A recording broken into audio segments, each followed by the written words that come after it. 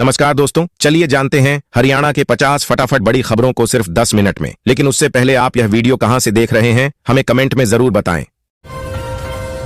हरियाणा में अब इन छात्रों को नहीं मिलेगी छात्रवृत्ति। अब आगे से भूलकर भी ना करें ये गलती। हरियाणा सरकार ने सरकारी स्कूलों से गायब रहने वाले छात्रों की छात्रवृत्ति काटने का फैसला किया है। विद्यार्थियों को अब उपस्थिति के आधार पर छात्रवृत्ति मिलेगी। अभिभावकों को छुट्टी के लिए व्हाट्सएप पर प्रार्थना पत्र भेजना अनिवार्य होगा। कम उपस्थिति वाले स्कूलों के प्राचार्यों से जवाब तलब किया जाएगा और शिक्षा स्तर सुधारने के लिए कार्य योजना बनाने के निर्देश दिए गए हैं। हरियाणा के सरकारी कर्मचारियों के लिए खुशखबरी। इस तरह के एम्प्लॉई की बढ़ेगी सैलरी। हरियाणा सरकार उन वरिष्ठ कर्मचारियों के वेतन में वृद्धि करेगी जो अपने कनिष्ठ कर्मचारियों से कम वेतन पा रहे हैं। मुख्य सचिव अनुराग रस्तोगी ने इस संबंध में निर्देश जारी किए हैं। विभागों को ऐसे मामलों की जांच स्वयं करने और वित्तीय शक्तियों का सही ढंग से प्रत्यायोजन करने के लिए कहा गया है। यह कदम वरिष्ठ कर्मचारियों को राहत प्रदान करेगा। बच्चे बुजुर्ग सबसे ज्यादा खतरे में। गुरुग्राम मानेसर बना गैस चैम्बर। किसे कितना परहेज करना होगा? गुरुग्राम और मानेसर में हवा की गुणवत्ता बेहद खराब स्तर पर पहुंच गई है, जहां प्रदूषण सामान्य से 7 गुना अधिक है। मानेसर का AQI 361 और गुरुग्राम का 320 दर्ज किया गया। डॉक्टरों ने सांस लेने में तकलीफ और एलर्जी की शिकायतों में वृद्धि बताई है। खासकर बच्चों और बुजुर्गों के लिए यह हवा खतरनाक है। कचरा जलाने और धूल उड़ने से प्रदूषण बढ़ रहा है। प्रदूषण नियंत्रण के लिए एंटी स्मॉग गन का उपयोग किया जा रहा है। मानेसर को जल्द मिलेगा पहला सिटी बस डिपो। सेक्टर 80 से 90 और 30 गांवों को बड़ी राहत। मानेसर के नाहरपुर कासन इलाके में पहला सिटी बस डिपो जल्द बनेगा, जिससे गुरुग्राम के सेक्टर 80 से 90 और मानेसर के 30 गांवों को फायदा होगा। GMDA द्वारका एक्सप्रेसवे के पास भी डिपो बना रही है। पहले भंगरोला में डिपो बनना था, पर जगह की कमी से योजना रद्द हो गई। अब नाहरपुर कसान में 11.3 एकड़ जमीन पर डिपो बनेगा, जिससे 150 बसों की क्षमता बढ़ेगी और लोगों को बेहतर परिवहन मिलेगा। पीएम सैनी का दावा, हरियाणा बनेगा EV हब। टेस्ला का पहला All in One centre Gurugram में शुरू। हरियाणा के मुख्यमंत्री नायब सिंह सैनी ने घोषणा की है कि हरियाणा जल्द ही इलेक्ट्रिक वाहन EV का हब बनेगा। टेस्ला का पहला All in One centre Gurugram में शुरू होगा, जिससे राज्य में रोजगार के अवसर बढ़ेंगे और अर्थव्यवस्था को बढ़ावा मिलेगा।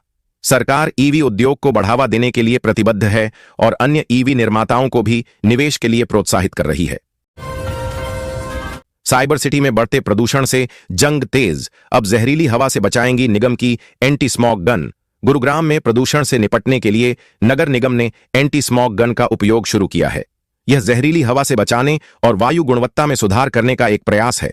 इसके साथ ही सड़कों की सफाई और कचरा प्रबंधन जैसे अन्य उपाय भी किए जा रहे हैं। नागरिकों से भी प्रदूषण कम करने में सहयोग करने की अपील की गई है। पंचकूला में वार्ड बंदी पर संकट। बैठक विवादों में घिरी। आरक्षण सूची और जनसंख्या के आंकड़ों पर बहस। कांग्रेस जसपा का विरोध। पंचकूला नगर निगम चुनाव 2026 से पहले वार्ड बंदी की पहली बैठक विवादों में घिर गई। कांग्रेस और जसपा पार्षदों ने PPP के आंकड़ों को गलत बताते हुए विरोध जताया। उनका आरोप है कि SC और BC वर्ग के लोगों को सामान्य श्रेणी में डाल दिया गया है। जनसंख्या के आधार पर वार्डों का निर्धारण और महिलाओं के लिए आरक्षित सीटों पर भी सवाल उठे। हरियाणा में डिजिटल तरीके से होगी 2027 की जनगणना। नायब सरकार ने जारी किया रोड मैप। हरियाणा में जनगणना अब पूरी तरह से डिजिटल होगी। राज्य सरकार ने मंडल से खंड स्तर तक अधिकारियों को जिम्मेदारी सौंपी है। गणनाकार मोबाइल ऐप से डेटा एकत्र कर केंद्रीय सर्वर पर अपलोड करेंगे। यह ऐप हिंदी, अंग्रेजी समेत 14 भाषाओं में उपलब्ध होगा। अधिकारियों की नियुक्ति शुरू हो गई है और प्रशिक्षण कार्यक्रम अगले वर्ष शुरू होंगे। एक गणनाकार को 700 से 800 लोगों की गणना की जिम्मेदारी मिलेगी। कमजोर पड़ा पुलिस का सूचना तंत्र। पाकिस्तान से पंजाब फिर हरियाणा तक आसानी से कैसे लाया जा रहा विस्फोटक। यह लेख हरियाणा में विस्फोटक पदार्थों की बढ़ती बरामदगी और सुरक्षा में चूक पर प्रकाश डालता है। पुलिस की कमजोर सूचना प्रणाली के कारण पंजाब के रास्ते पाकिस्तान से विस्फोटक आसानी से पहुंच रहे हैं। करनाल, कुरुक्षेत्र, जींद और अंबाला जैसे जिलों में कई घटनाओं ने सुरक्षा व्यवस्था पर सवाल खड़े कर दिए हैं। पुलिस को अपनी खुफिया जानकारी और जांच प्रक्रिया को मजबूत करने की आवश्यकता है। पानीपत में प्रदर्शित होगा तिरंगे को रिसाइकिल करने वाला देश का पहला वैज्ञानिक मॉडल। IIT दिल्ली की तकनीक से विकसित पानीपत में तिरंगे को रिसाइकिल करने वाला देश का पहला वैज्ञानिक मॉडल प्रदर्शित किया जाएगा।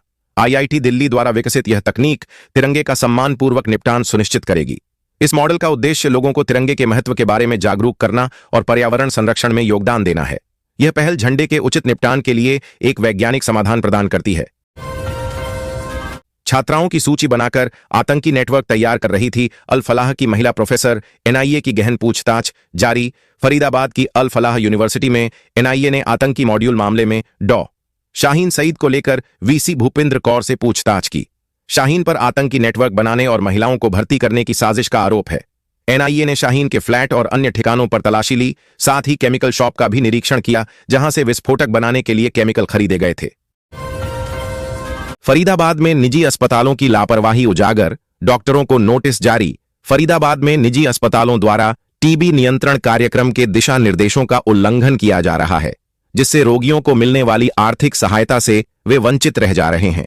स्वास्थ्य विभाग ने निरीक्षण कार्य तेज कर दिया है और उल्लंघन 31 मार्च 2023 को समाप्त हो गया है। करने वाले डॉक्टरों को नोटिस जारी किए जा रहे हैं।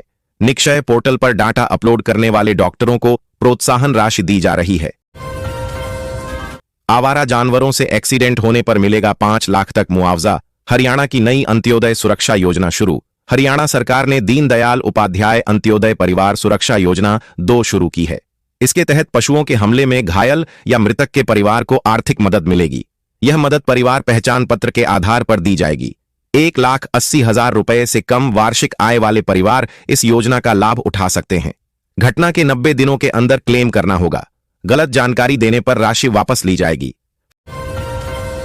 फरीदाबाद की सड़कों पर हादसों और प्रदूषण का कारण बन रहे जुगाड़ वाहन, पुलिस कर रही कार्रवाई। फरीदाबाद में जुगाड़ वाहनों की वजह से हो रहे हादसों और प्रदूषण को लेकर पुलिस ने सख्ती दिखाई है। पुलिस इन वाहनों के खिलाफ कार्रवाई कर रही है क्योंकि ये सड़क सुरक्षा के लिए खतरा बन गए हैं और शहर में प्रदूषण फैला रहे हैं। पुलिस का उद्देश्य है कि इन वाहनों पर रोक लगाकर शहर को सुरक्षित और प्रदूषण मुक्त बनाया जाए। करनाल में बुलडोजर एक्शन, 4 अवैध कॉलोनियों में ध्वस्त किए गए निर्माण। करनाल जिला नगर योजनाकार की टीम ने असंध कस्बे में 4 अवैध कॉलोनियों को ध्वस्त कर दिया। ढोल चौक पर 12 एकड़ में विकसित की जा रही अवैध कॉलोनी में सीवरेज और सड़कों को तोड़ा गया। असंध बाईपास और सफीदों रोड पर भी अवैध निर्माणों को हटाया गया। इस कार्रवाई से अवैध कॉलोनाइजरों में हड़कंप मच गया। नूंह के दूर दराज इलाकों में अब नहीं भटकेंगे मरीज, घर घर तक पहुंचेगी बेहतर हेल्थ सर्विस। नूंह जिले में स्वास्थ्य सेवाओं को बेहतर बनाने के लिए सरकार ने तावड़ू और पिनगवा में block public health units BPHO बनाने की मंजूरी दी है।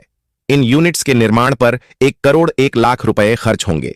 ये यूनिट्स बीमारियों की स्क्रीनिंग, जांच और इलाज में मदद करेंगी। स्वास्थ्य विभाग के अनुसार फिरोजपुर, झिड़का और पुन्हाना में BPHO पहले से ही तैयार हैं। यह कदम क्षेत्र के लोगों के स्वास्थ्य को बेहतर बनाने में महत्वपूर्ण भूमिका निभाएगा। रेवाड़ी वालों को जैसलमेर एक्सप्रेस का तोहफा। शुभारंभ से टाइमिंग और स्टॉपेज तक एक क्लिक में सब कुछ। रेलवे यात्रियों की सुविधा के लिए जैसलमेर एक्सप्रेस नामक नई रेल सेवा शुरू करने जा रहा है। रेल मंत्री अश्विनी वैष्णव और गजेंद्र सिंह शेखावत शनिवार को जैसलमेर स्टेशन से हरी झंडी दिखाकर इसका शुभारंभ करेंगे। यह ट्रेन रेवाड़ी से दिल्ली आने जाने वाले यात्रियों के लिए उपयोगी होगी और प्रतिदिन चलेगी। रेवाड़ी में प्रदूषण नियंत्रण पर बड़ी कार्रवाई। ड्रैप उल्लंघन पर वसूले गए 4,63,000 रुपए के जुर्माने। रेवाड़ी में प्रदूषण नियंत्रण बोर्ड ने ग्रैप के नियमों का उल्लंघन करने वाली औद्योगिक इकाइयों और निर्माण स्थलों पर बड़ी कार्रवाई की है। बोर्ड ने 4,63,000 रुपए का जुर्माना। इस कार्रवाई का उद्देश्य शहर में प्रदूषण के स्तर को कम करना है और नियमों का पालन सुनिश्चित करना है। बोर्ड ने आगे भी सख्त कार्रवाई की चेतावनी दी है। महर्षि दयानंद यूनिवर्सिटी के कुलपति डॉ. राजबीर सिंह की बढ़ी मुश्किलें। डिग्री और दस्तावेजों की जांच के आदेश जारी। महर्षि दयानंद विश्वविद्यालय के कुलपति डॉ. राजबीर सिंह की डिग्री और दस्तावेजों की जांच के आदेश जारी किए गए हैं। उच्च शिक्षा विभाग ने यह आदेश उनकी नियुक्ति के समय जमा किए गए दस्तावेजों में कथित अनियमितताओं की शिकायतों के बाद दिया है। जांच के लिए एक समिति गठित की गई है जो आरोपों की जांच करेगी और रिपोर्ट सौंपेगी। हरियाणा के लोगों के लिए खुशखबरी। ड्रोन सर्वे और प्रॉपर्टी कार्ड के आधार पर मिलेगा जमीन का मालिकाना हक। हरियाणा में अब आबादी देह क्षेत्रों के ग्रामीणों को ड्रोन सर्वे और प्रॉपर्टी कार्ड के आधार पर जमीन का मालिकाना हक मिलेगा। सरकार ने इसके लिए अध्यादेश जारी कर दिया है, जिससे स्वामित्व अधिकारों का हस्तांतरण आसान होगा और ग्रामीणों को बैंकों से आरण मिल सकेगा। इस फैसले से गांवों का विकास होगा और पुराने विवादों का समाधान होगा। अल फलाह यूनिवर्सिटी में शाहीन के सामने बैठाकर करीबियों से पूछताछ, मुजम्मिल के 3 बेडरूम वाले घर भी पहुंची एनआईए की टीम। शाहीन को लेकर अल फलाह यूनिवर्सिटी पहुंची और वहां उनके संपर्क में आने वाले लोगों से पूछताछ की। टीम शाहीन को खोरी जमालपुर गांव भी ले गई, जहां वह डॉक्टर मुजम्मिल से निकाह के बाद रही थी। यूनिवर्सिटी की वाइस चांसलर से भी पूछताछ हुई। शाहीन पर देश विरोधी गतिविधियों में शामिल होने का आरोप है। दिसंबर में 9 दिन बंद रहेंगे स्कूल, मिलेगा लंबा वीकेंड, छुट्टियों की लिस्ट जारी। दिसंबर की छुट्टियां और वीकेंड का कैलेंडर जारी कर दिया गया है। अगर आप दिसंबर में किसी यात्रा का प्लान कर रहे हैं तो यह जानकारी आपके लिए काम की है। साल का आखिरी महीना दिसंबर सभी के लिए महत्वपूर्ण है। यह महीना पूरे साल की यादें समेटे हुए रहता है। इस महीने में लोग बीते हुए साल को अलविदा कहते हैं और नए साल का स्वागत करते हैं। साथ ही दिसंबर के महीने में परिवार के साथ घूमने का प्लान भी बनाते हैं। पीएम किसान योजना पर बड़ा अपडेट, जाने 22वीं किस्त कब होगी जारी। प्रधानमंत्री किसान सम्मान निधि योजना की बहुप्रतीक्षित 21वीं किस्त अब जारी कर दी गई है। इस महत्वपूर्ण सरकारी योजना के तहत किसानों को सालाना 6,000 रुपये की वित्तीय सहायता दी जाती है। यह राशि हर 4 महीने के अंतराल पर 2,000 रुपये की 3 बराबर किस्तों में सीधे किसानों के बैंक खातों में जमा की जाती है। सोना छोड़ो चांदी ने पकड़ी तूफानी रफ्तार, एक झटके में 8,000 रुपये बढ़े दाम। अब कितनी हो गई कीमत? देश में शादी के सीजन के बीच सोना और चांदी की कीमतों में फिर से तेजी आई है। अंतर्राष्ट्रीय बाजार में सोना 1.04% बढ़कर $4,245 प्रति औंस हो गया, जबकि चांदी 5.14% बढ़कर $56.36 प्रति औंस पर पहुंच गई। एमसीएक्स में भी सोना लगभग 1,500 रुपये प्रति 10 ग्राम और चांदी लगभग 8,000 रुपये प्रति किलो महंगी हो गई। जाने अब कितनी हो गई है कीमत। सीनियर सिटीजन को मिला बड़ा तोहफा, अब 60 से 75 वर्ष वालों को मिलेंगे बड़े फायदे। आर्थिक रूप से कमजोर वरिष्ठ नागरिकों के लिए सरकार ने पेंशन योजना शुरू की है। जिनके पास बीपीएल कार्ड है या जो न्यून आय वर्ग में आते हैं, उन्हें हर महीने 4,000 रुपये तक की पेंशन मिलेगी। यह राशि बुजुर्गों के दैनिक खर्च और दवाइयों जैसी जरूरतों को पूरा करने में मदद करेगी। सरकार का उद्देश्य है कि कोई भी बुजुर्ग अपनी उम्र के अंतिम पड़ाव में दूसरों पर निर्भर न रहे, बल्कि आत्मसम्मान के साथ जीवन जी सके। हिसार में नहर पानी की कमी पर किसानों का धरना, आंदोलन की चेतावनी। विभाग ने सफाई और आपूर्ति का आश्वासन दिया। हिसार के चिकनवास दुर्जनपुर क्षेत्र के किसानों ने नहर में पानी की पूर्ण आपूर्ति और तत्काल सफाई की मांग को लेकर आज सुबह नहर टेल पर सांकेतिक धरना दिया। किसानों का आरोप है कि बुवाई के महत्वपूर्ण समय पर नहर में पर्याप्त पानी न मिलने से सरसों की सिंचाई अधूरी रह गई है। इससे गेहूं की बुवाई भी गंभीर रूप से प्रभावित हो रही है, जिससे उन्हें भारी आर्थिक नुकसान हो रहा है। हरियाणा के खेल मंत्री गौरव गौतम को हाईकोर्ट से झटका, धार्मिक आधार पर वोट मांगने के मामले में सुनवाई जारी। पंजाब एवं हरियाणा हाईकोर्ट ने पलवल के विधायक गौरव गौतम की याचिका खारिज कर दी है। कांग्रेस उम्मीदवार करण सिंह दलाल ने गौतम पर धार्मिक आधार पर वोट मांगने का आरोप लगाया है। दलाल ने कहा कि गौतम ने धार्मिक आयोजनों में मंच साझा किया और इंटरनेट मीडिया पर वीडियो साझा किए। अदालत ने कहा कि याचिका में पर्याप्त तथ्य हैं और मामले की सुनवाई होगी। दलाल ने गौतम का चुनाव रद्द करने की मांग की है। पलवल चीनी मिल में गन्ना पेराई सत्र शुरू, किसानों के चेहरों पर खुशी की लहर, गन्ने की मिलेगी अच्छी कीमत।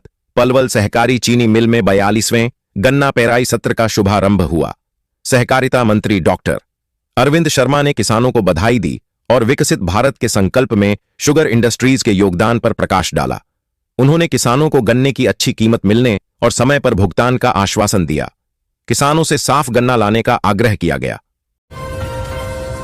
हरियाणा में खाद वितरण को लेकर बदली व्यवस्था, अब ये काम करने पर किसानों को मिलेगी खाद। हरियाणा के कृषि मंत्री श्याम सिंह राणा ने कहा कि खाद के दुरुपयोग व बम ब्लास्ट में यूज होने के बाद खाद वितरण व्यवस्था बदल दी है। फरीदाबाद मॉड्यूल ऑफ कालाबाजारी के चलते सरकार ने बड़ा फैसला लिया है। अब मेरी फसल मेरा ब्यौरा पोर्टल पर पंजीकरण कराने वाले किसानों को ही खाद का वितरण किया जाएगा। इसके लिए सभी पैक्स, सहकारी समितियों व एजेंसियों को मशीनें दी गई हैं, जिसके आधार पूरी वेरीफाई के बाद ही खाद दिया जाएगा। हरियाणा सीएम की चंडीगढ़ स्टेशन पर यात्रियों से बातचीत, सैनी बोले स्वदेशी वस्तुओं की खरीद करें। बास्केटबॉल प्लेयर मर्डर में पंजाब सरकार को घेरा। हरियाणा के मुख्यमंत्री नायब सैनी ने स्वदेशी को बढ़ावा देने को लेकर कहा, हमारी पार्टी विकसित भारत के लिए अभियान चला रही है। इसको बढ़ावा देने के लिए तमाम मंत्री विधायक संदेश को पहुंचा रहे हैं, स्वदेशी संकल्प को आगे बढ़ा रहे हैं।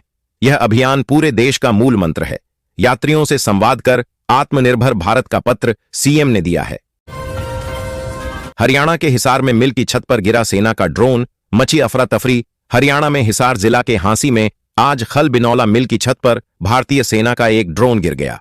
उड़ान के दौरान तकनीकी खराबी के कारण ड्रोन रास्ता भटक गया और मिल की छत पर आ गिरा। इसके गिरते ही तेज आवाज हुई, जिससे यहां काम कर रहे कर्मचारी घबरा गए। मिल प्रबंधन ने तुरंत इसकी सूचना पुलिस को दी, जिसके बाद पुलिस और सेना के अधिकारी मौके पर पहुंचे। सेना ने टूटे हुए ड्रोन को अपने कब्जे में ले लिया और जांच के लिए इसे अपने साथ ले गई।